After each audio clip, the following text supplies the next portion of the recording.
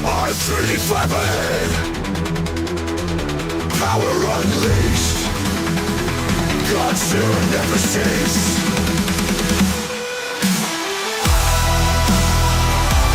It's got terror, fast and loud. It's got terror, make it loud.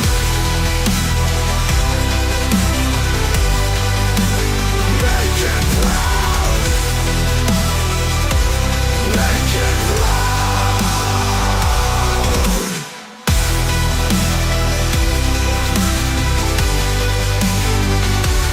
Agents out red, R35 ahead, power unleashed, God's will never cease. God's will around, loud, never cease. Oh, ancient proud, loud, make it loud.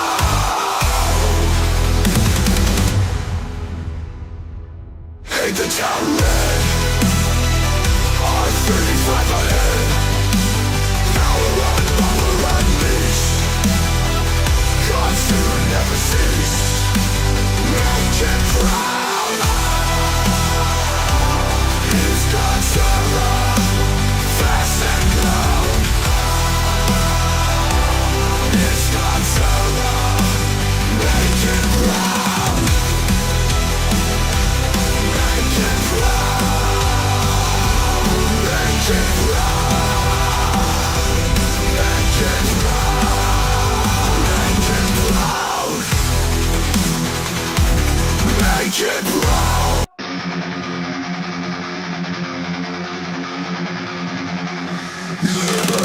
Skyline beast, turbo scream, 350 Zane, power stream, as chassis gear, metal rip, super roar, earthworks hip, twin turbo, ow, midnight race, RX-7 fire, hard no chase, booster eruption, engine cry, whistle blast, tires fry, turbo noise, gears clash, fuel ignite, metal thrash.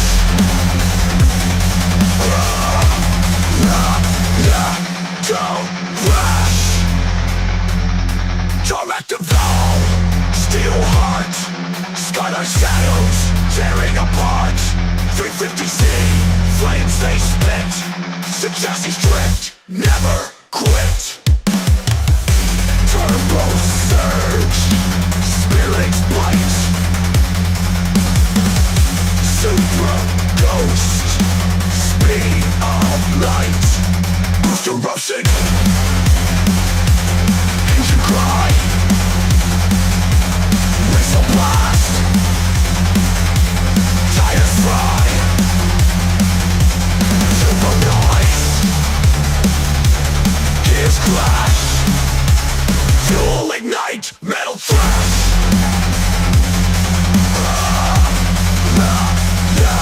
Don't flash.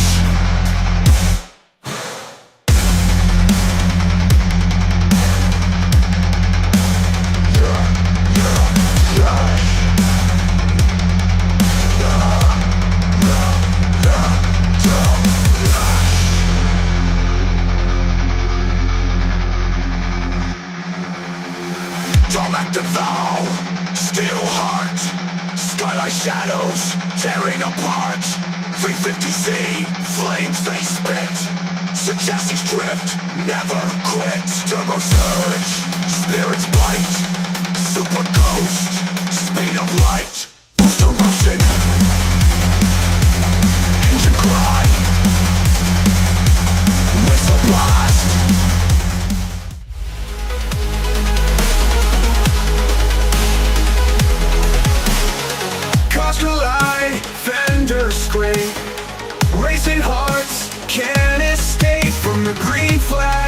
to the checkered end. Speed demons are best friends.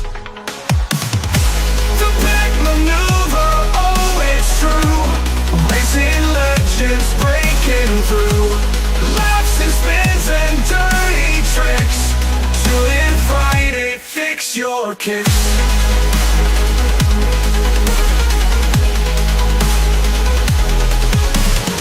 Rev it up, turbo boost. League champions on the loose. Friday nights, come take the seat. The pit maneuver, feel the heat.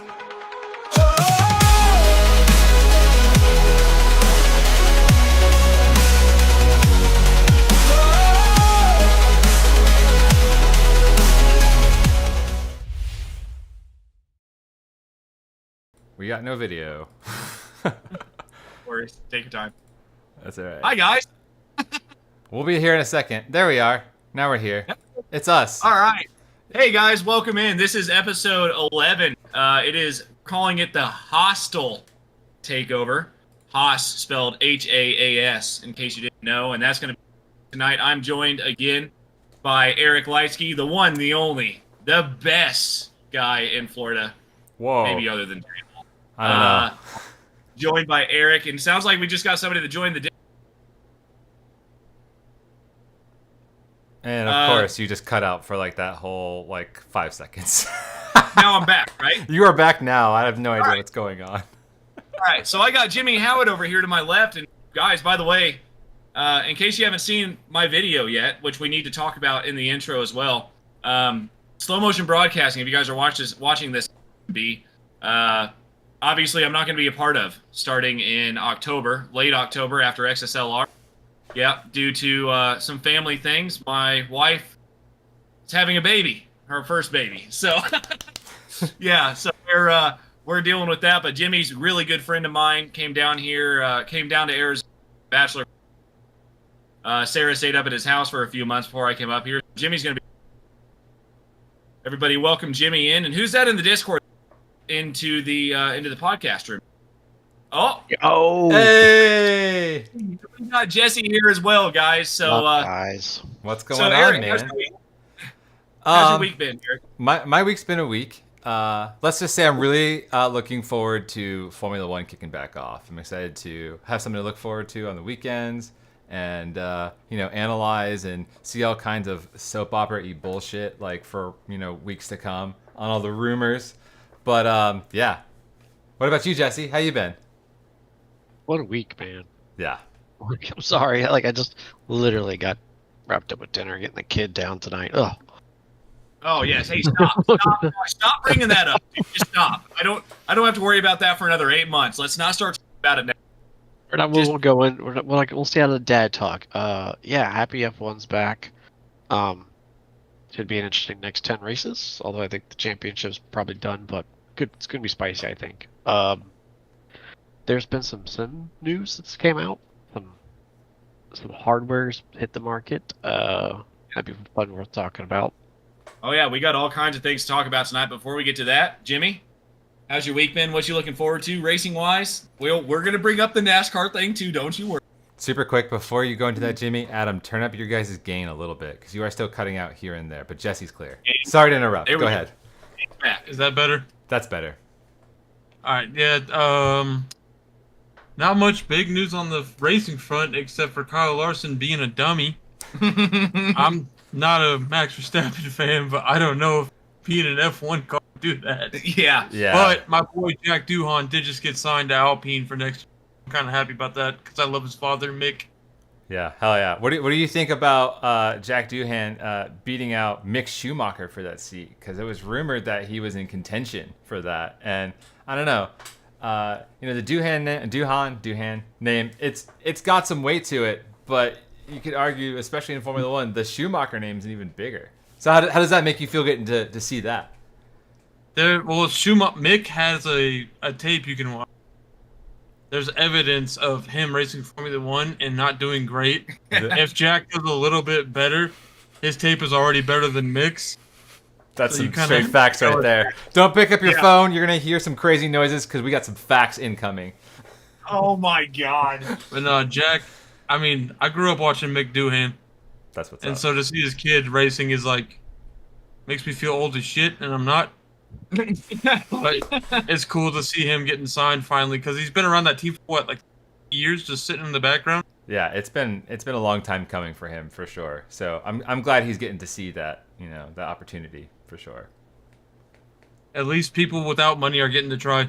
Yeah, yeah. And that's what we all want to see, right? Because if they get to, not that like we will, but like one of us will, Yeah.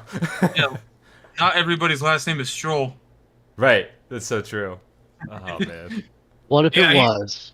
Yeah, I well, wish it was too, but it ain't. Wouldn't that but be anyways, let's get into it real quick here. Obviously, Jack Doohan now signed for Alpine, which is a great thing. But before that, we got to get into what the episode title is: the God. Yes, we do. Hostile takeover. Hostile So basically, takeover. if you guys don't know, Euro Collie, who is the owner, well, is the owner of Euro Collie, but the father of Euro Collie is Nikita Mazepin's dad. Okay, so Euro Collie comes in after all the Russia stuff. We're not trying to get political. Please don't in chat. All the Russia stuff went down. Nikita Mazepin, 3 years later, I guess, has now come back and said, hey, you guys didn't pay us, but you said you were going to pay us, so we're going to sue you. They've sued him. Now that F1's in Zandvoort, they have seized basically Haas's asset, and they will not let Haas leave Zandvoort, and they're going to elevate this into an actual case. I don't know where the court case is going to be held. It's not FIA at this point. It's got to be way above that. And but this is some huge news, and this is some political stuff too that we talk about. Like this is going back to America and Russia. It's out of it, but I'm scared that's where this is going because F1 is so big now. Yeah, no, I agree. And I can kind of fill in some of those gaps. So the lawsuit has already taken place, and that's why this action has been allowed to happen. And it's been facilitated by the Belgian courts, believe it or not. So they went to Belgium because obviously nothing's working out in Russia. And also, it would help them sidestep any potential restrictions due to sanctions. So this has been unfolding for quite a while now.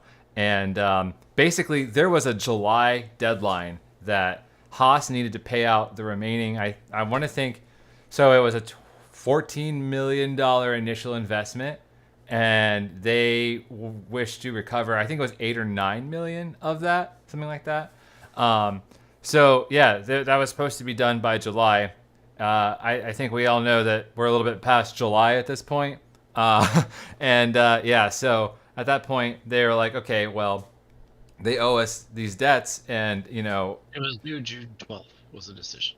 okay, gotcha. But yeah, they owe us all this money, so we got to collect on something, So I think this is fairly unprecedented, at least as far as I'm aware in Formula One. I've never seen a team unable to leave the country. Like, they were allowed to race this weekend, which I think is a really classy move, honestly, given the situation they're in. But yeah, that's going to potentially cause some issues for them when it comes time to make it to the next race if they don't get this squared away. So I don't know. It's going to be interesting. What do you think about this, Jesse? Yeah. I mean, it's classy for what it is, like they could be total dicks and be like, yeah, no, you can't do anything. Like your race weekend's over. But then you could argue that Haas would be out a lot of money due to their sponsors and everything. So maybe the thinking is that they do this weekend and all proceeds go to, Euro Cali instead of to the team, which still hurts. But what do you think about this, Jesse? Oh man, I think it was wild. Dude, yeah. I mean, can you guys think of any other situation remotely close to this in Formula One? I know it's happened somewhat in IMSA. Yeah, but not for a long time. Not this bad. No, the No, only not close one thing thing. is the Flavio Viatori thing, Yeah. where he got investigated for not paying taxes and doing all that crazy shit that he was doing. And he's back. How crazy is that? Isn't he Man. Alonso's manager? Put your back. What did you say? Is he a what? He's Alonso's manager. I'm honestly not sure what role he plays, but I know he is back, allowed into the paddock, and from what I understood, he had a lifetime ban, which they don't really do. He did. So how But do they you? unban.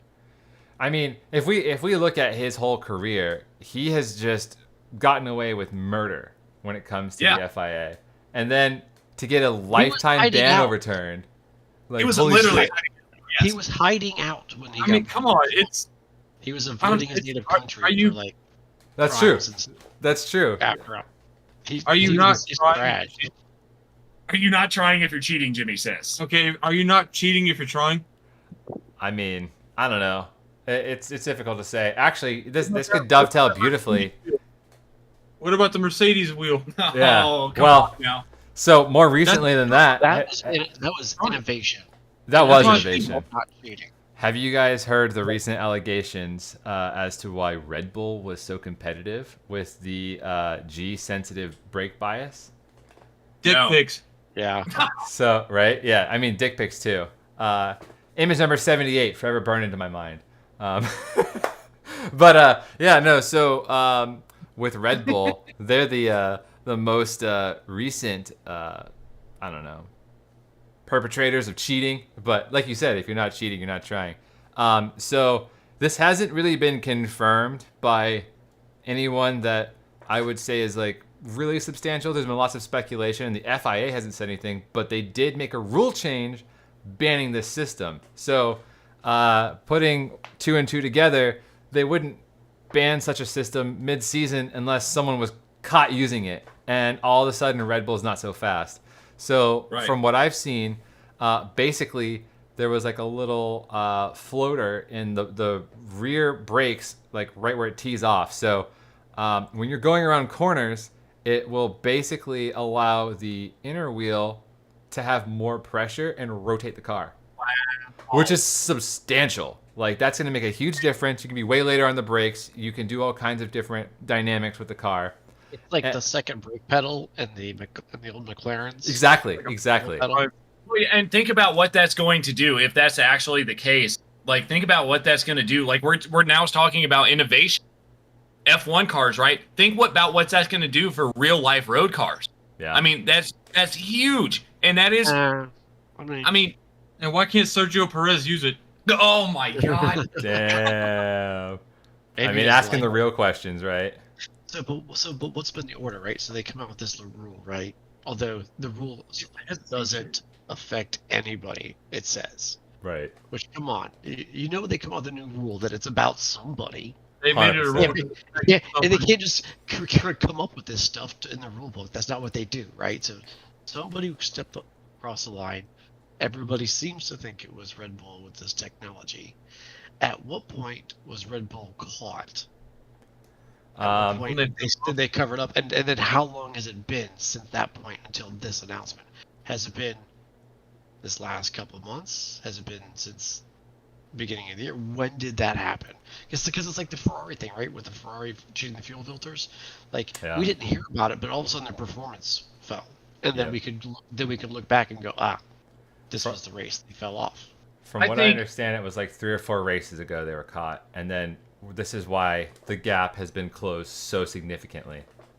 Well, I don't know. I mean, so even Red Bull at the beginning of the season, I'm going to be the devil's advocate here, saying like, basically, produced or whatever the word is, we've developed this car as long or as much as we can, and they knew the gap was going to shorten. Now the gap has shortened quite a bit in a very quick time.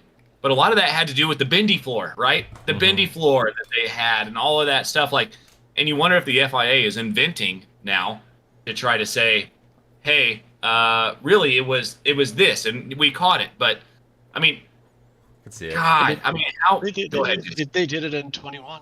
I mean, they did it to Mercedes, right? Yeah. Right. They changed the ride height and something else, I think, that year. Mhm. And they did That it. was- There was the wheel, too, that they They outlawed. changed the floor. Oh man, do you guys remember when Red Bull had the blown diffuser like Yeah, probably 4 or dude, 5 that- years ago? That was was the huge. coolest cheat ever. It sounded incredible when those cars downshifted. It was so violent. But I mean, Was it what a Ferrari? performance gain. Well, Ferrari. Ferrari had the double diffuser. Oh yeah, they did. That was wild too. They got rid of it as soon as they saw it. They're like, "Fuck, no, you can't do that." Yeah. I mean, it's crazy though to think like a lot of this stuff you now see on road cars, right? Like the double diffusers, like all of that stuff that the FIA has outlawed is now showing up on road cars. Hey guys, real quick, we're gonna take a quick break here, but not before we talk about Jimmy. Some NASCAR drama, not the NASCAR by Kyle Larson this week, basically saying that he is a better driver than F1, and he explained this, or a better driver than Max Verstappen. He explained this by saying, "I don't think Max Verstappen could get into a dirt oval in El Dorado, or run the Chili Bowl, or win the Daytona 500 or the Bristol 500." So let's talk about that real quick. We've got now a NASCAR driver basically calling out Max Verstappen. Question 1, do you think Max Verstappen even gives a shit? No. Question 2, who do you think is the better driver? I mean, that's really subjective, right? Because it's totally different disciplines. I Girl, wouldn't. together. What car? Yeah, I wouldn't be surprised if Max literally couldn't give less of a fuck about NASCAR. You know, like why would he? He's had his sights set on Formula One and open wheel racing since he was a kid. So you know, it's a totally different style of driving, discipline, and let's be real, NASCAR is barely a sport, and that's what I say. I agree. You're a piece of shit for that. I agree. Jimmy might agree, but I don't. Bro, If I you- could literally if do you- I could do iRacing and drink a beer He's got a the good whole point. fucking race. He literally says he can run iRacing. You just go like this and drink. Honestly, yeah, I thought that's what the pros do. They're all sponsored by Busch Light, you know, Bud Light, Budweiser. Like, There's a video of Dick Trickle smoking a cigarette in the middle of a Talladega. yeah. Plus, let's just. He's like driving with his one hand and lighting a cigarette in his mouth, and he just keeps going. I mean, What F1 driver could smoke a cigarette during a race? also his name is Dick Trickle. Are you kidding me? Like, how is that real? I'm sorry if anyone's got that name or really likes Dick Trickle, but like, you can't not acknowledge how absurd that sounds. You know? They based Days of Thunder off of him. They did. Yeah. Yeah. Old Trickle? Mark Martin, Bobby Labonte. Like, it's redneck bumper cars. It's literally, I don't know. I love dirt oval racing the most, but even sometimes when I'm doing it, I'm like, this is kind of boring. Yeah, I mean, dirt's at least a bit more fun, right? Because you're sideways and you're counter steering, so there's a little bit more spice to that. Yeah, but at the same time, there's not a turn you don't expect coming up. Yeah. That's It's true. always That's very So, true. so sorry. I know we kind of got into it, but Jesse, what Max Verstappen gives a fuck, and You cut out there a little bit, Adam. But do you think Max Verstappen gives a fuck, and who do you think is the best out of those two? If you were to put them in a 5-way race, right? Dirt road, asphalt oval, asphalt road, 4-way race. Who do you think would take most of those wins? And does it fucking matter? Do you think Max Verstappen will ever come over to America and run an actual NASCAR race? no. Why would he? But I think what would be interesting is you could maybe find some neutral ground with GT3s, and Verstappen's pretty much putting together a GT3 Yeah. team. GT3 is right. almost not neutral grounds though, because Max would No, just it's not. destroy. He would. He would. Yeah, but you got to remember, Max is already contemplating retirement, and he's 26. Yeah, He's for like, GT3. But he might go to GT3. He might fuck around and go to IndyCar or NASCAR too. Yeah. Kimi Räikkönen did it. Yeah, Kimmy did it. Kimmy did because he's Kimmy, right? And he just doesn't care. You know, he did WRC first, and then he went to NASCAR trucks and was sponsored by Perky Jerky. I don't think I could ever see Max Verstappen doing any of that. I think he would do it because he plays He's everything. told them. Yeah, that's Do what, true. Jesse? Kimmy Prime is better than both of them. You think so? You think Kimi Or Prime is better? Kimmy Prime is a better all-around driver than both of them. I like Did it Kimmy more than I like Max, but I don't know. Kimmy Prime said- versus I Max said Prime. all around. I'm not saying it. All around? Okay. All around. Yeah, no, I Kimmy agree. Prime is better. I agree. I totally agree No with doubt. that. Yeah. He did do World Rallycross. So can I say my piece now? No. You guys done? He hates Max. I will say that I think if you were to put Max in a GT3 car with Kyle Larson, let's even do it around a course that Kyle Larson knows. Let's put him around Sonoma or Watkins Glen. Yeah, that's fair. I think Max wins that race. I do. Yeah. Without a But doubt. if you were to put Max, You put him in wing sprints. Okay, then Kyle Larson's gonna. Kyle win. Larson's going to win it. You're going to put him in a NASCAR oval. You put him around Bristol or Phoenix, or put him in, I mean, what's the hardest? Michigan, right? Like, put him around somewhere like that. Kyle Larson's probably going to win that too. And the GOAT thing that we talk about all the time, right? Doesn't matter if you're a football fan, basketball fan, racing fan. Who's the GOAT?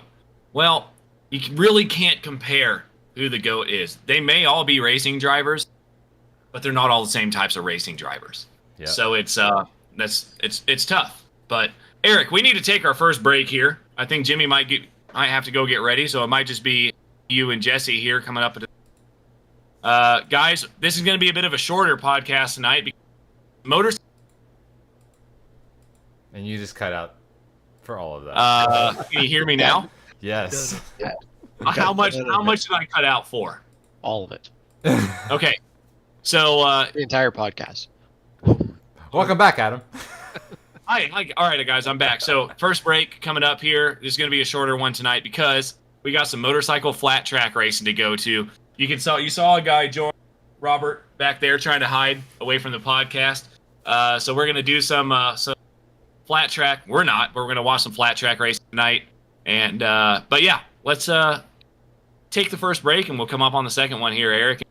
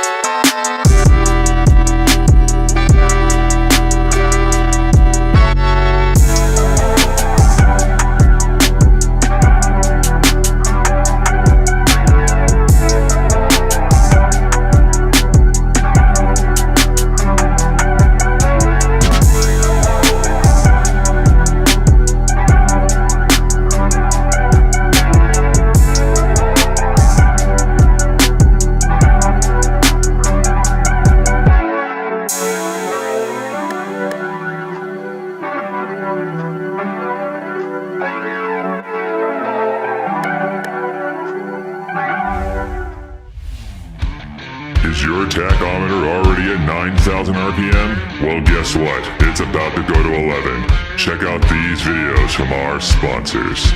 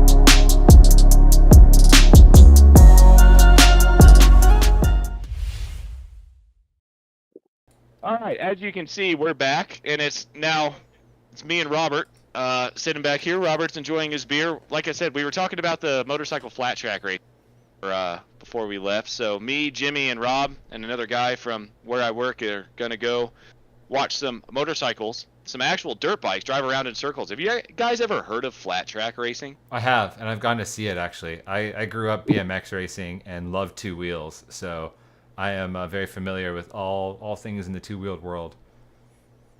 Yeah, I am super excited to go see that. This is going to be my first time.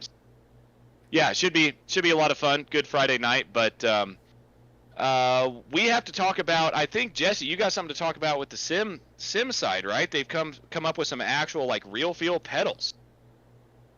Well, they haven't come up with them, but the thing, SimiCube made the first set, right? Yes. And it was like, correct me if I'm wrong, like $2,500 a pedal. Oh yeah. Right. Yeah. In theory, you only need the brake, but if you wanted to, to think that you would want to maybe do a clutch and a gas and pay $7,500, that's a car. Right. Yeah, you can definitely have many Right. track days with a $7,500 car. Like they weren't cheap, right? So they weren't really accessible. But now you've got this brand Mozo, and I don't know if you guys have any Mozo experience or what you know about them. Oh, yeah. I don't own any of it, so I can't speak to it. But I would call them, not an entry level brand. I mean, they came in as an entry level brand, but they were kind of building this portfolio of products that's getting better. I call them upper mid tier, but they're built yeah. to last. I think that's a good place to put them. Mhm. They've come out with and we knew this was going to happen. Right? We saw this with direct drive wheels back in the day. Remember how expensive a direct drive wheel used to be? Unobtainable. It was at least Thousands of dollars. $1,300 to get the base, and then you got to buy the Beautiful. wheel. I remember when they were $2,500. Oh yeah, that's true. Same yeah. as this SimiCube other bases, Uh-huh. So now we're seeing the second one come out. Now they haven't announced a price yet, but it's Moza. I mean, you can't go from where you are. You can't be like a Kia and all of a sudden pump out one thing of something and call it, a fucking Ferrari. That's Right. true. You're still Kia, right? Like the same thing. So, but we haven't seen the price point. I'm guessing it's probably less than half of what a SimiCube is. Or Hoytingfeld. Yeah. Well, I mean, those are hydraulic pedals. I'm talking about the actual technology to have a force feedback pedal. I'm guessing like between 7 and 850, honestly. I was thinking a little higher than that. I was gonna say, yeah.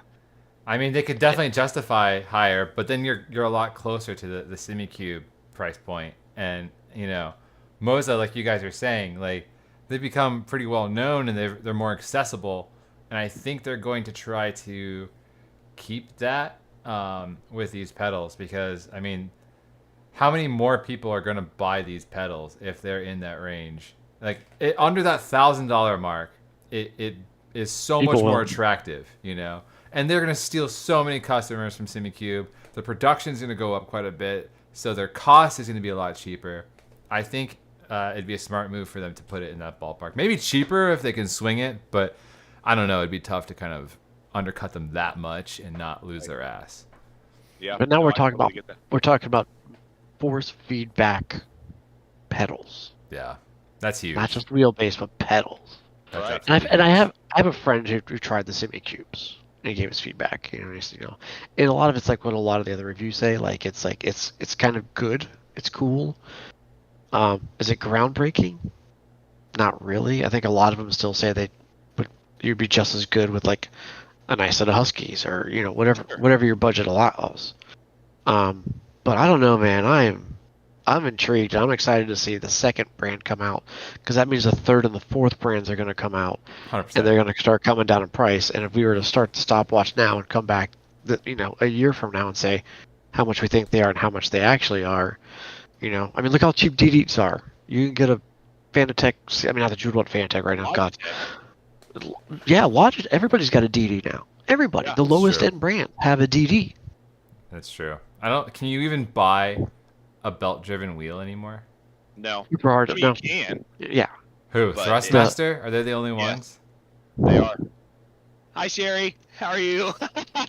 By the way, Jimmy's mom here. Everybody say hi to Jimmy's So mom. Jimmy's mom. Hi, Jimmy's mom. That's funny. But yeah, no. I mean, I think I mean, you've got obviously the Logitechs that we were talking about, and I think you can still have the G920 or the G29, what Jimmy's running. But I think even those are gear driven. This isn't That's even true. a belt driven. They're gear driven. So, I But don't know. Thrustmaster has their TSX series. You know I think this that's belt. from Fanatec, you can't get a belt-driven wheel anymore, Correct. Yes, that is accurate.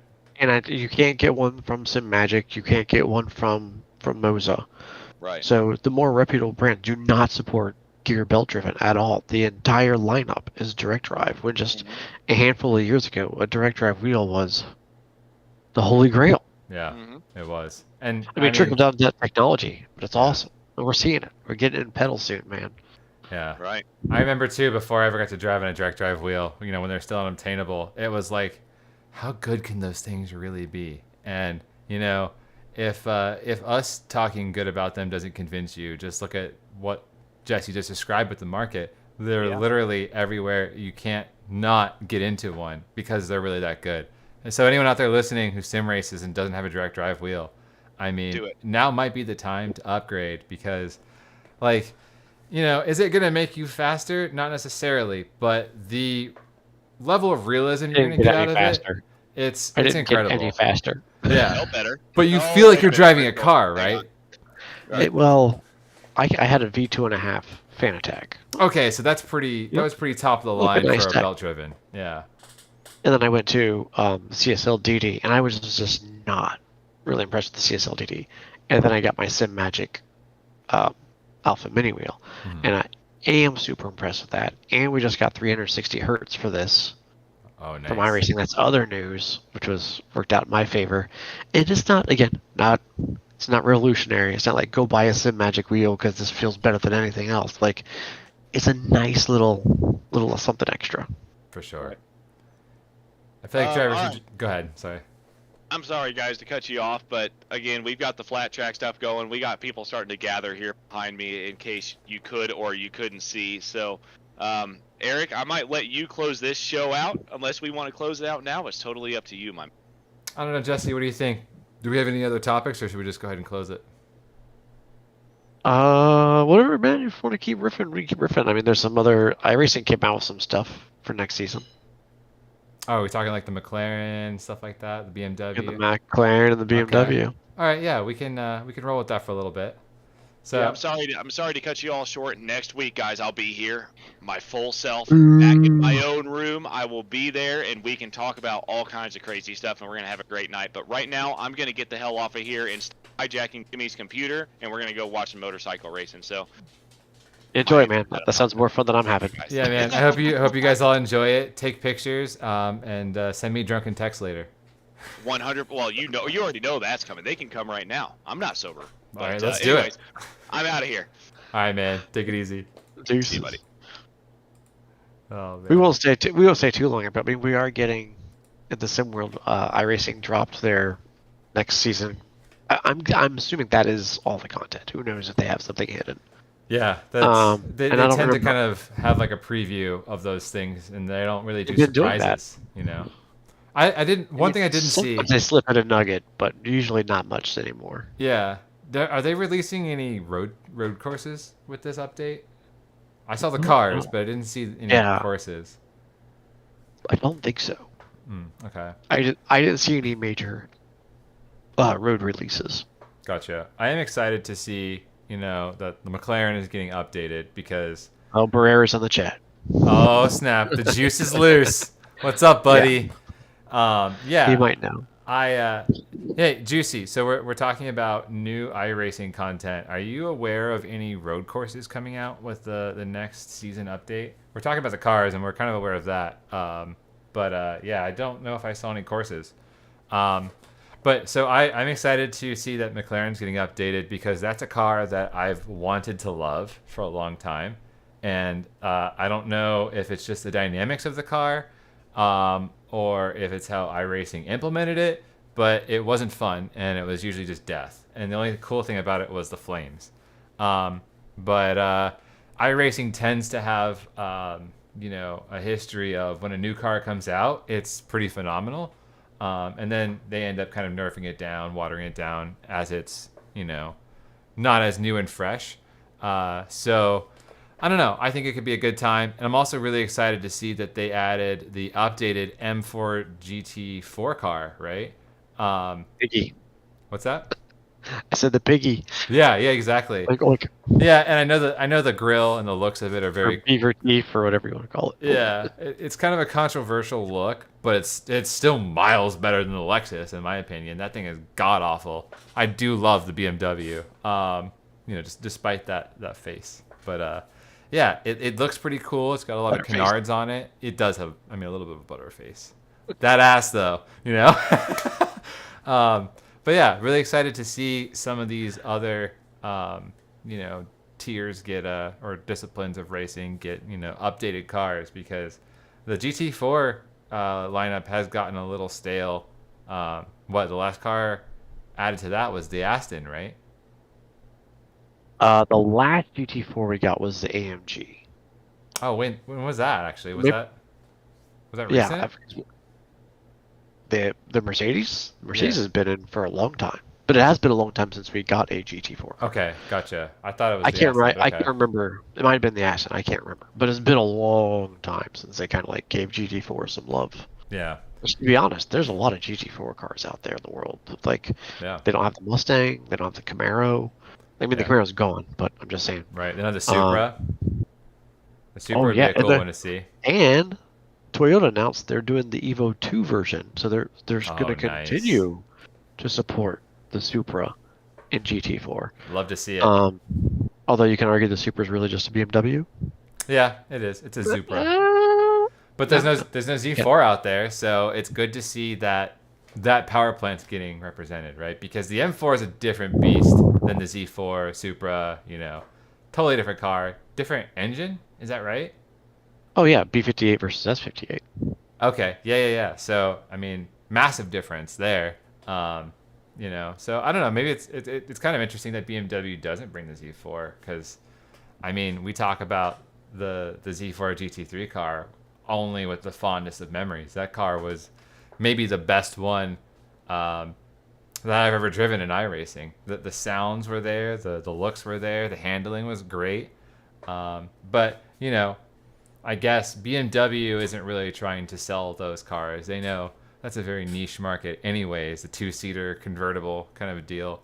But the four-door car, or the two-door car that has back seats, that's definitely the money maker. So it makes sense from that perspective. But I do wonder how much more competitive it would be with that. Juicy saying he wants to see. Go ahead, sorry. Yeah, no, I was saying the same thing. He wants to see GT 500 cars. Yeah, that'd be cool. That would be really cool, because that series of racing was just like nothing else, And then I just worry it would be like a GTE series though, or something. It would just be dead. It would be, well, I don't know. I guess it would depend on how they rolled it out and how many cars they had, right? Because if they went from like they have nothing now, and then all of a sudden they're like, hey, we want to support the older GT500 cars, because now they are just GT3 cars, from what I understand. Yeah.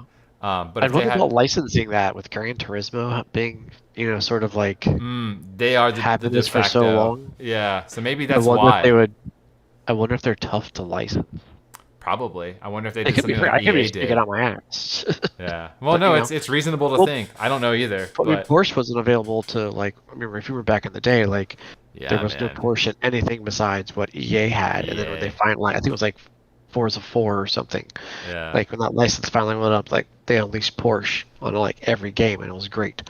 Gran Turismo skirted it, I think, in 3 or 4 for the first time, because they added the roof cars. But roof only makes. Everybody did the roof cars. I remember that. Yeah. Yeah, and that was a good workaround, but they only made 3 models at that time. They have 5 or 6 now, but it was limited, right? You had the Yellowbird, which honestly, like that's really the big one. Then you had the RT12. Yeah, that was the 996 car variant. And it was like 700 horsepower or something. Honestly, it was an undrivable car. But I'm like, I'm driving a Porsche. Yeah. It's way with the top Porsche. No, Yeah. there's been, so we're getting, I just went and looked at the update. I didn't see any tracks. It was just the GT4 BMW. the McLaren GT3, which I'm hoping is good. I was a little disappointed in the Corvette this season.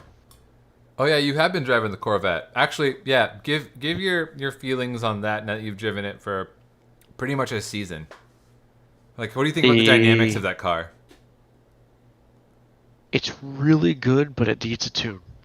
Okay. So On when a it's tune? on like a fixed setup series, it's pretty rough. Whatever they did with the fixed setup is trash. Okay. It's trash. On a tune, Porsche's kind of it's, that way a little too sometimes. it's not. Okay, there's certain cars in GT3 I say are easy speed, like the M4. Mm-hmm. That's true. It's easy. Very It's stable. easy.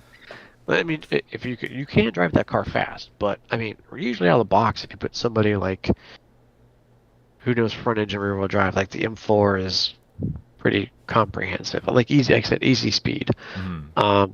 If you know how to drive a Porsche, the 992 I think is kind of easy speed. Yeah. The Corvette's not easy. It reminds me of the Audi a little bit. Okay, gotcha. Good So engine, like there's like a and you gotta wring its freaking neck. yeah. Okay. If you do it, it goes fast. But sometimes it also bites you a little bit. That's Do where you- the tune comes in. You can make the tune safe, Okay. and you like to ring out a car, like just grab by the scruff of the neck and give it all the beans. Like then the Corvette's for you, man. Gotcha. So when I drove the Audi, because I have not driven the Corvette at all. I drove the Mustang, but yeah, big GM fan right here. So drove the Corvette lots. But when I drove the Audi, which also honestly not a huge fan of Audi. Sorry guys, but I felt like that car didn't have a good like balanced center, right? Like there was like you're approaching balance and then you're past balance, and like to actually like find it, like you said, you had to really wring its neck and to be very intimately familiar with that car. Do you feel like the Corvette's the same way? And if so, do you feel like it suffers more from understeer or oversteer or like a combination? It felt very nose heavy for a mid-engine car. Interesting. Okay. I wouldn't Like, have guessed that. Like it felt like on the nose. Is what I'm trying to say. Like it felt on the nose. Hmm. Which I mean, Does that help a you turn can't- in, or does it make it more understeer? Yeah. Okay. No, it helps. It helps So it's turn. very It, sharp, and then it's got that rear But it- to bring around the weight. Interesting. But I was struggling with like in the fixed setup was I would get the car to turn in and then it would chronic understeer. Like it turn in, but then it would the understeer. weight would shift, and interesting. Yeah, Okay. and then when you finally got to rotate, then it snapped. Ah, okay. And I was like, man, I started looking at like other tunes and started figuring some stuff out. Like the diff is whack, the alignment's whack, and the fixed set like setup. I'm like, oh, and I think that's was probably the thing I think if I had been on a tune all season, but we ran a fixed setup league, Yeah. so That we're at the always mercy. hurts. We're at the mercy of iRacing tuners, and I think sometimes they don't get it right in the first release of a car. Yeah. Yeah, especially You a know, car so like that. live by the that's sword, die by the very sword. different. Right. Yeah. Yeah. No, that sounds like a very tough recipe to. I heard the same thing make about work. the Mustang too. I've heard the same thing about the Mustang. Yeah, and It's pretty rough. talking to J Hall about it, he's definitely had some struggles with it, and there are some tracks where that car is just not the car, And I think that could be said about really any car, but it's emphasized more with these two. It sounds like, which is Also, it's a Porsche, then it's always a Porsche track. yeah, that's true. That's true. Yeah, but I don't know. I'm really biased with the Porsches, so I mean. Just what did I use at Road America? I used to tune on the Vet. It was just the Craig's tune. It was nothing Yeah. special. So do you think does the tune make it so that you still want to drive it over some of the other GT3 cars, or does it make it tolerable and you're committed to the Corvette right now? I'm gonna go drive something else. If I buy the McLaren, I'll probably buy the McLaren. Yeah. Just because I was never really like when that car came out, I was not like like enthralled or anything. I was like, okay, not McLaren. But man, the first time I saw it in person, I was like, dang, that car's actually pretty sweet, man. McLarens have a presence, man, that like I think I think they it's are one of those cars that now what doesn't Ferrari photo used to well. be. Yeah, they don't really. Yeah, that's It's a not like good photo point. well or something. It's I don't know something what it about their design philosophy with like the headlights I don't know. You can tell it's an exotic, but it's not a pissed off exotic, right? And I feel like the more angry a car looks, the faster it looks sitting still, if that makes sense. You know, Yeah, this car's got like the nice, like, I don't know, like, it's definitely a familiar look. I can't really place it, but it's more like friendly exotic. Like, I don't know. It's very striking, and the lines are incredible on those cars, but it doesn't scream like, I'm going fast, you know? But, I mean... more aggressive. When you see it in person, it's definitely more aggressive looking. Oh, yeah, yeah. I think the... I think it's where they had the whole... Yeah, the whole way it channels around the side and, like, into the... Like, you don't really... That doesn't really show up photo well. You don't really see that, like, when you see a picture of it. Then you, like, get up close to a real and you're like, whoa, this thing... So true. Yeah, that's pretty wild looking, man. I remember the first time I saw my first longtail in person, and I was like, oh my god, this is a freaking... Like, it brings me back to... I can't think of the class, but like when Mercedes and like Audi had like their ridiculous bespoke prototype cars raced in Le Mans. It's like something like that, you know, straight off the racetrack, and you know they put like gold flakes in the paint and shit, and you know cost like $3 million, but whatever. What a baller car! Right. Right. No, I love the fact that we're getting that McLaren. So yeah, you know, I'll see. This season has a lot of stuff happening. Actually, we have the Indy 6-hour. There's Petit Le Mans, so it's going to be in that. It's going to be in Petit. There's the Fuji 8-hour. Ooh, that'd be a good one. I think it's 8-hour, 10-hour. I think it's 8-hour. There's that race. That's all GT3s. I think, if I remember correctly. That's all GT3s. I think there was one more maybe. I couldn't remember. But that's gonna be three big endurance races for that brand new car this season. So we'll see if it's the meta or not. Yeah, that's gonna be interesting because you know, kind of like you pointed out, sometimes they get those tunes right out of the box, sometimes they don't. Hoping that the new McLaren will have dynamics at least close enough, hopefully better, than the old one, to where tuners who currently love the current McLaren can transition to the new one nice and easy. You know, the Corvette, like, they didn't have anything to go off of, so it was... well, those races are all open setups, so true, right? But I don't you know, have to run. I don't have to fix one of those, so I don't have to like run it for a league or anything like that. So like I said, I'll probably still get it just to like. I'm guessing it's gonna be OP at least one of those races. Yeah, if not all those sure. races. Yeah, before they bop it, right? I guess it depends on how many weeks into the season. Well, they bop every race. So I mean, if it's OP, yeah, for the first race, Indy 6-hour, that's probably gonna they're probably not gonna change much on the car. They're just gonna keep bopping the races. Yeah, that's probably true. Like the Spa bop, they bopped everything down to the Mustang. Yeah, which surprised me because I mean J Hall too. He said the best. Like he always felt like that car had the straight line speed. So it was surprising, you know, that they would bring everything's power down to that because it actually has less power. I don't know how they do it with that car. It's so huge, yet it seems like in a straight line it's just faster, and it seems like it has a... Oh my god, I just saw Juicy's comment. Bop it, twist it, slap it. Slap it, technologic. Oh man, the juice is loose, guys. If you're not in our chat, you're not checking this out, you're missing out. Oh my goodness. No, I mean, I'm just saying there's a lot like happening like in the sim world. For sure.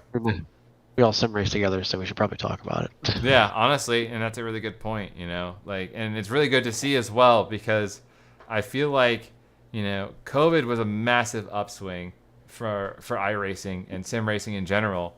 And you know, that carried some serious momentum for quite a few years, but we're approaching that turning point where people are either going back to their lives or they're no longer interested or, you know, just have whatever going on. And I think it's the right time to try to really revamp this, deliver the content. You know, we have a couple games coming out on the horizon, and it could be a really spicy reinvention for sim racing, you know, like bringing it back to the forefront and hopefully pumping those numbers back up because in its heyday, man, like... Up those numbers up, rookie. Right, exactly. Justin, yeah, we talked about Moza right before you got on. Yeah. So, okay, Juicy, what do you think those pedals are going to cost? I'm interested to see what your guess is. Yeah, what's going to He's be the asking price? about the Moza active pedals that we talked about a little bit earlier. Yeah. I think we've passed the turning point where people leave. I think more people have stayed than I expected to leave. Yeah, no, I agree with that too. I definitely agree, and it's great to see. And I do wonder if the lack of like resale market for sim stuff is part of it, where it's like, oh, I got this thing, I got to use it now, or if it's like everyone really just found this new thing they love. And I hope it's the latter, right? Because I haven't been sim racing as much lately, but it's still a huge passion, and it's something that I'm always going to come back to. And the time I spend doing it, it's very rewarding and very fulfilling. So I'm hoping that's the case for all those people. They found this new thing, because I've had a sim rig since like 2013, and I still consider it one of the best things I've ever done as far as being a driving and car enthusiast. You don't ever feel more connected with a car unless you're driving it. But now I can drive stuff that I'll never get an opportunity to drive in real life, and it's not the same, but you get to understand the dynamics of the car. You hear the noises, and like you're in control. So like you get the right setup, the right mindset. You definitely, it's close enough where you're not like checking that box off and bragging to your friends, but like you're content, And I think once the light bulb clicks for you, if you get into this, right, and you get good at one game, like, and the light bulb clicks, like like what the force feedback feels like, and how like just the feel of sim racing. Mm-hmm. It kind of applies across all the platform. It does. That's a good point. And I'm not saying you're going to be obviously jumping the next one would be best. There's going to be nuances to be different between them. But like you said, there's new games coming. Like I'm, looking forward to this. I just wish I had more time, like you, like to be like, well, I'm going to play this for a little while, or I'm going to play that for a little. I'm kind of like right now, just sort of a one brand stand over here with iRacing. Yeah. No, and it ebbs and flows, right? And that's life. We Hopefully. were talking about that. I spent a lot of time at AC. You've got a ton of time at AC. I have way more time at AC than I do iRacing, and that's counting endurance What's your races, hours? which is wild. What's your Steam hours? You know on what? I'm iRacing? gonna in have to AC, look here in real AC, in quick. AC, because It's over 1,000 easily. Oh yeah. Justin says 700 for the pedals, 500 to 1,000 price range. That's funny. Stephen Smalley says, "Wouldn't be surprised if they're right around 1,000." I think I agree with Stephen. I think they're going to be $1,000. Yeah, I mean it's going to be tough to bring the manufacturing costs and the production costs down below 1,000, but I don't know. I'm holding out. So Juicy, earlier I was saying I think that they're going to be between like 7 and 850, because from a consumer perspective, like that's that perfect price point. We're talking like per pedal, yeah. I mean, pedal. and like we said, realistically, you're just gonna buy the brake pedal. Would it be awesome to have that nuance in all pedals? Sure. They're from China. That's what Juicy's saying. Okay, this can't be right. It says I only have 983 hours in a set of course. I don't think it counts. I don't think it counts when I'm using Content Manager. There's no way, because I think I've had 980. It doesn't. Okay. No, trust me, I have so much time in Content Manager. Okay, yeah. So if I was to be able to Now, track I haven't Content touched Manager I time, haven't touched AC in years. I'm gonna go to my library. oh man, it's a different game now in like all of the best ways, and there's so many have- different game modes and the way it looks. It's incredible. In game, I have 1,264 hours. Damn. Okay. Yeah. So you did. I was in AC. I want to get back too. I'm excited. We're supposed to get, what was it, AC Evo or something? Yeah, AC Evo. We finally got some screenshots of that. It looks really good. However, I don't know how that game is going to be received. It's gonna take 2 years. At least. I'm telling you. It's Yeah. gonna take 2 years for it to cross over, right? For the everybody to really jump on board with what's doing in the league. I mean, it may never happen. I could eat my words right now. It could be this huge, complicated thing, and everybody's like, "No, you know what? I'm gonna go live in AC world. It's good enough. I think it's gonna have its time, because Kunos simulation, they know at this point they've got some gold on their hands, and it's very similar to Rockstar with Grand Theft Auto, right? Like they know they can't shut the modders out, and if they embrace them, they're gonna have a much better product. It's the best way. Yeah, it really is, because you still get people buying your game, right? Because they have to buy into your ecosystem, and then let them do whatever the hell they want in there. Have premium modders where yeah. like they're charging for these things. Like it creates a really good ecosystem that is fairly evergreen. Because how old is Assetto Corsa now? That came out in what, 2014, something like that.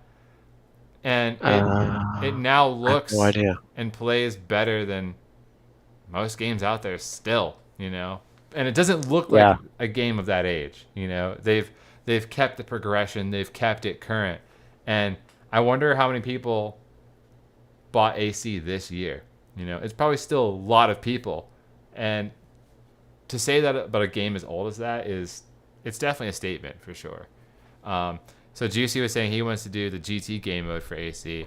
That brings up a good point. I think that's the only reason why Assetto Corsa has not, maybe overtaken iRacing, or why there's such a divide between Assetto Corsa and iRacing. Because you can't deny that iRacing has the progression as a driver and the matchmaking and the incentive nailed. And the incentive as far as don't be a dick, right? Because they have the safety rating, all that. I used to race pretty hardcore in Assetto Corsa, and there's a couple long-standing servers where, there's a guy who just didn't like what you're doing. He could just ram you off the track, and that's it. There was no safety rating. There was no penalty, really. Just kind of is what it is. iRacing really has it nailed down to a science where, it's not perfect, but there's a lot of incentive to drive the way you should drive. You're going to get punished if you don't. So I think if AC Evo rolls out some kind of system like that, iRacing better watch out, especially once the mods roll in. Yeah, I don't think it's going to be that. I don't think it's going to rival iRacing on that competitive front. Yeah, I don't know they're trying to. I think I think to do what iRacing does, you have to be on the kind of platform that they are, as more of a SaaS, That's ever true. evolving, ever growing subscription. You're committed Pay to play, yeah. type scenario. I don't think what iRacing does you can do on any one-time purchase game. Yeah, that's a good point. That's Right? definitely a good point. You So not pay the for one that month. service as far as Yeah. they're monitoring the the race results. They're taking protests. How can you justify that with a game that you're not? Oh, camera's dead. It's all right. We're gonna fix it. How do you justify that with a game that you paid for once, right? How do you keep paying those stewards? So no, that's a really good point. I mean, you get download content for a little while, but even that well runs dry, right? Yeah, okay. So let's say you charge, $70 for the game, and then you get some download content here, and you get some download content there, and maybe you get another $100 and something $20 out of this download content. That's still only $200 Yeah. from the client. And what are we spending just on an annual sub to iRacing? Don't look. I know I always. Don't look. Oh, I know. I mean, I'm saying you're paying usually what? If you do the Black Friday 25% off, you can get it for $85 for the year. Oh yeah. Right, Yeah. and then you do so you're already committed $85. And 1 year of iRacing, $85. And if you decide that you You don't go want to pay that, more- then all that content you own is worthless. Yeah, exactly. But then you still got to buy the content, right? So it's true. obviously iRacing, there's no comparison in cost. But that model keeps iRacing systems fed. It keeps them growing because they're growing. They grew through COVID. They grew their team, and we're getting all this awesome stuff. Somebody's gonna have to do that model to ever come close to rivaling iRacing. Yeah, I think I agree with you there. I don't think the $80 one time here's some download content model will ever do that. AC is, a freaking anomaly. Yeah, because the modding community has just carried it. that's very true. It's added so Way many long. game modes that, we've all wanted and talked about for years and years, but I think big studios can't do stuff like No Hesi because, I mean, you're literally letting people practice breaking traffic laws, weaving in and out through traffic, which is a huge no-no from the law enforcement standpoint and an insurance standpoint. But, they're not officially implementing stuff like this, so it can fly, and it's one of the most popular things in that game now. And it literally didn't exist, 3-4 years ago, And that game's been out how long? We now have, there's game modes where you can have cops chase you. Like, there's also traffic that you can add to this. Like, it's so wild what they've done with it. But I mean, to your point, let's look at ACC.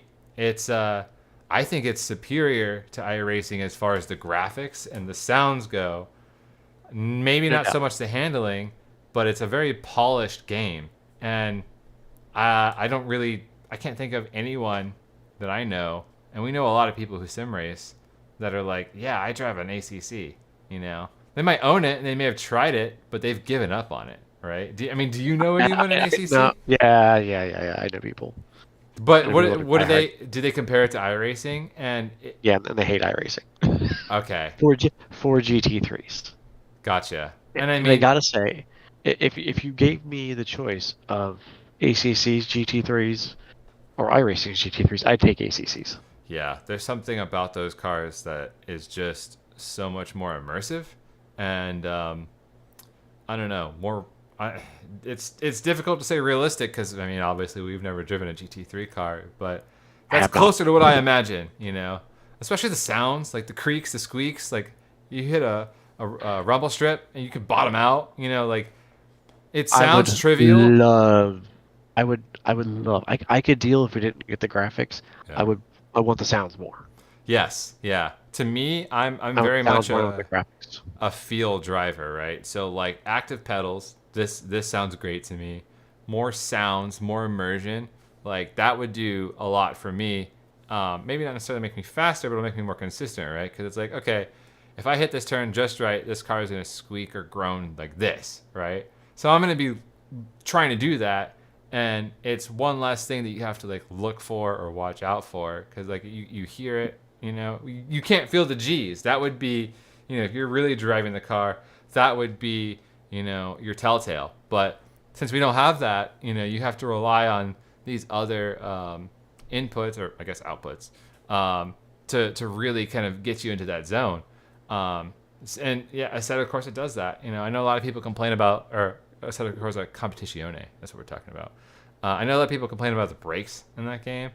I don't know. It's been a long time since I've driven it, so I really can't comment on that. I drove it a couple weeks ago again. Yeah. Did they fix that, or do you think that's still a thing where the brakes are kind of funky? They did a big update. It was like, I forget, it was like 1.9 or something like that. I'm not really up to speed on all that, but they did a big update to the game a while ago, like within a year. But okay, so it's probably worth a try. More than last week. Yeah, if you haven't tried the 1.9 update, it's good. Okay, I'll have to fire that up, give it a shot, see how it is. The last time I actually tried ACC was in VR. There's a long stretch where a lot of us were VR only. And that game, it's like, yeah, we support VR. And technically, it's why I gave up on it. Yeah, it's why I gave up on it. I bought it early access to ACC, and it was $25. So we got the first like 2 cars, and I got it. And then, like right after that happened, I got into VR, and I think it's same. And it had terrible VR support. And every time I would like kind of upgrade my computer or like get a new headset, I'd come back and try it, and it was still not good. And then this sort of last build evolution of my rig, like I could get it to work in VR, but the adjustment of the HUD and everything was just not there to support it in game. It was crazy to me that they created VR menus, but then just didn't optimize. Like for as much VR support as they gave it, they fumbled that much as well, if that makes sense. Like, I don't know. It was there, and like the implementation team, as far as like making it appear in the game, they did a great job. But the optimization team just didn't show up to work. It was wild. Yeah. But now I'm back on triples, and I'm playing. It's like, it's really awesome. Okay. See, I've yet to play it on triple, so perhaps I'm going to give that a shot. Yeah. There is a new tool thing I discovered. It's just an app. It's called Resize Raccoon.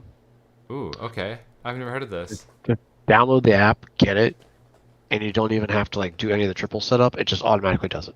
No you just way. You just set what you want and Resize Raccoon, and it just does it.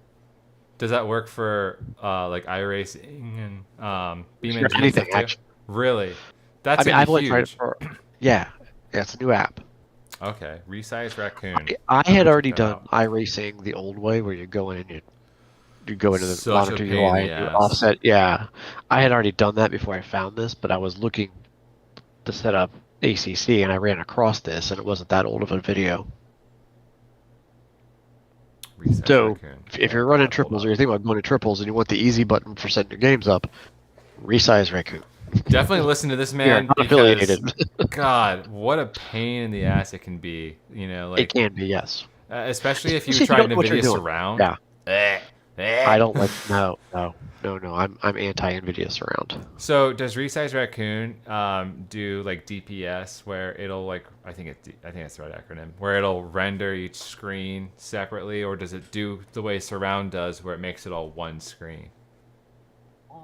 It only works in game. Oh really? That's even cooler, honestly. Yeah, it once you launch the game, the app picks it up and does it. Okay, I must investigate because this sounds incredible. Definitely listen to this guy. I can't speak for it personally, but it sounds incredible. So do that. I don't know. Somebody was like, I was talking to my buddies about setting up triples, and they're like, this thing. And I'm like, okay, just get this thing. And I said, go in the thing. I tell it kind of like looks and we'll see what your monitors are. It kind of picks up. It's like, oh, do you want whatever it is? I forget the resolution all the way across, like 7800 or something, 51440p. And I'm like, yes, 3 monitors, cool enough. I just put that in the Resize Raccoon, and I just put the it automatically searches your game files, so it found my iRacing exe, and then my AC exe, and it just do Okay. these games when this runs, and it goes. Yeah, one big Steven, ultra wide. I totally I get that. I've considered that too. The one thing that stops me, I don't know if you can fully see it in the background. Granted, they're not the best quality, but I have triple 43-inch TVs, and I first experienced that at J Hall's house, and I got spoiled. I can see out both windows, and I can even see like down like the door card a little bit. And I kind of wish I hadn't experienced that because, man, an ultra wide would be so much easier just to like set and forget. It's a lot less resources on your computer as well. And that would be great because like I have a pretty stout computer that I run my simulations on, but like it struggles sometimes, especially when you're doing enduros and there's a lot going on the track. Like you have to turn some stuff down, and I don't like turning graphical stuff down. I'm a snob. I want it to be as pretty as possible. So it hurts. It hurts when you get to turn it down. But an ultra wide, yeah, I think. I've determined that a 57-inch ultra wide is the play. Yeah, I need to sit down in front of one to really set it for sure. But I think I agree. I played on a 49, super ultra wide. Yeah. So basically 227s, right? And I had triple 27s back in the day. Mm-hmm. So now I'm triple 32 curved. Oh, nice. And on this new setup, I'm just like, I'm just never using that outer half of the side monitors. It's so big. It's so wraparound. It's Yeah. ridiculous. And so I'm like, a 57-inch ultra wide, basically two of these sit next to each other. I'm like, that's the play. Yeah, that would be sick. And it's kind of And funny that you mentioned that. But at the time, it was going to cost me An arm and a leg. like 2 months ago. Well, about an additional 12. I could still like return my 2 monitors. Oh, I see. It's Okay. going to cost me like an additional. Plus, I already had the middle monitor, so that cost wasn't known to me. Mm-hmm. But like initial like $1,200 to get that 57. Man, It was down to like 1,700, 1,800 for a while. that's a good price for what it is. When it came out, I knew I wanted it. It was $2,500 when it came out.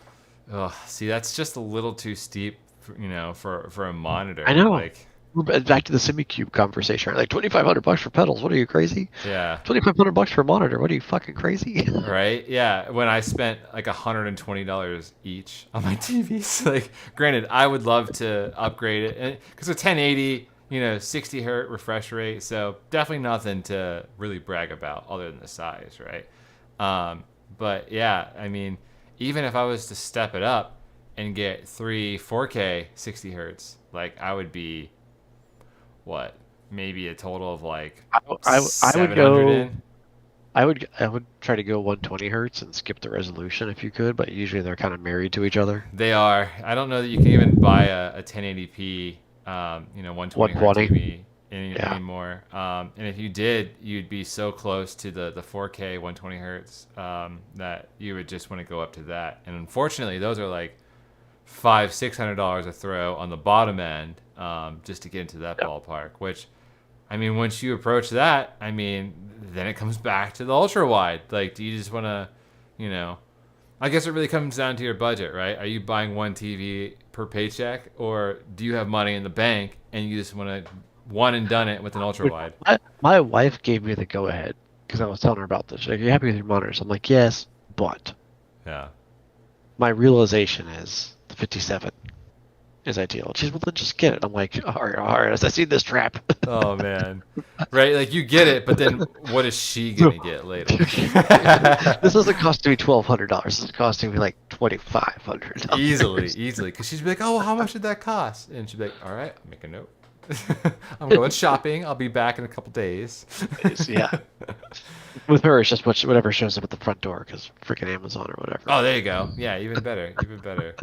Yeah, but props to the people out there who support us crazy people in our passion, because at the end of the day, we're spending a lot of money on video games. If when it really boils down to it, we can argue it's simulation and whatever. I But will say the more I spend on sim racing, the less I spend on my cars, but then that's not always entirely accurate. yeah, I'm the same. If anything, it kind of spurs me on further, right? Because it's like, oh yeah, I actually have confidence in my driving now, and I've driven this place virtually. Like, let's go drive in real life, Like, why couldn't I go do this, So yeah, it's definitely a gateway drug. Yeah. Oh, Yeah, man. for reals. I think that's a good spot to tie it off, man. Thanks for hanging out a little longer. Yeah, man. I'm glad you encouraged me to Picked do up so. We picked up a few strays along the way. We did, and definitely appreciate all you out there in the comments. And if you're a watcher or a listener on the podcast side, definitely feel free to join us live on Fridays.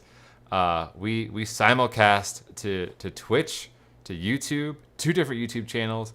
I even broadcast this on my Facebook page because why the hell not? Restream lets us do that. So yeah, definitely keep a lookout for us. We appreciate you listening. And Jesse, I'll let you close it up, buddy. Oh, I guess you got to do what you got to do, right? Yeah, you got to do it. You got to shut up and try it. You sure do. And on that, guys, we will catch you next time. Peace. Deuces.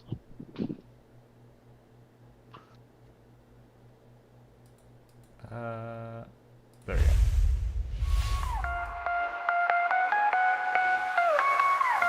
Racing hearts start to pound, wheels touching the ground, speeding through the sound, harder tracks all around.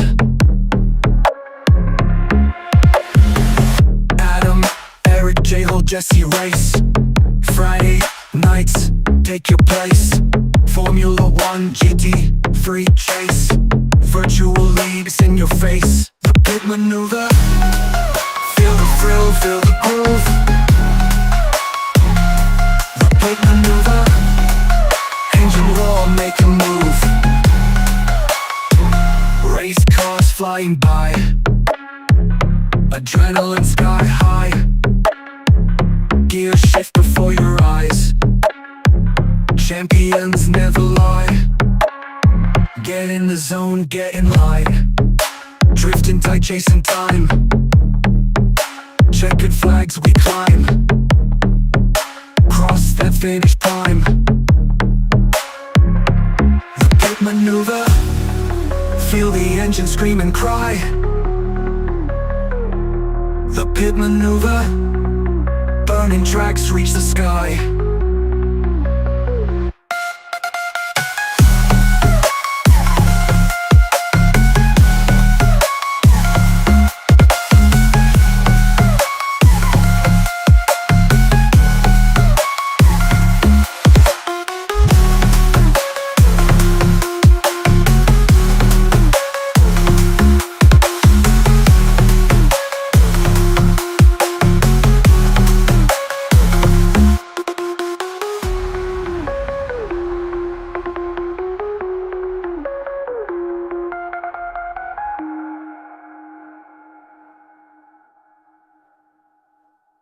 Slow motion, broadcasting roar on the track.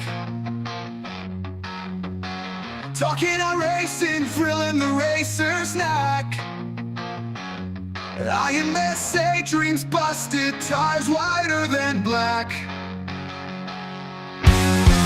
Shut up and drive, it echoes down